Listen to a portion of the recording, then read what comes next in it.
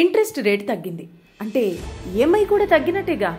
అది కరెక్టే, కానీ నేను దేని గురించి చెబుతున్నానో అర్థం కావట్లేదు కదా.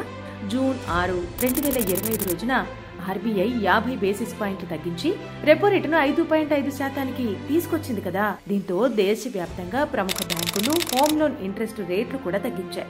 ఉదాహరణకి 1 కోటి రూపాయల హోమ్ లోన్ తీసుకుంటే ఇది వరకు ఈఎంఐ పర్ మంత్ 71,500 రూపాయలు ఉండేది.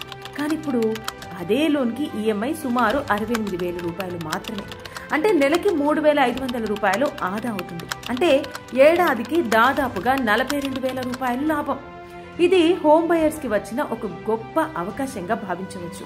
ఇప్పుడు మీ వద్ద బడ్జెట్ రెడీగా ఉంటే తగ్గిన ఈఎంఐతో ఇప్పుడు ప్రాపర్టీ కొనటం ఒక స్మార్ట్ డిసిజన్ అవుతుంది. అలానే ఇప్పుడు government credit linked subsidy scheme లేదా ప్రధానమంత్రి ఆవాస్ యోజన స్కీమ్స్ ద్వారా మీరు అదనంగా ఇంట్రెస్ట్ సబ్సిడీ కూడా పొందవచ్చు. ఇలా ఇంట్రెస్ట్ రేట్స్ తగ్గినప్పుడే స్మార్ట్ డిసిజన్ తీసుకుంటే లాంగ్ టర్మ్ లో లాభమే కదా. మరి ఇంకెందుకు ఆలస్యం?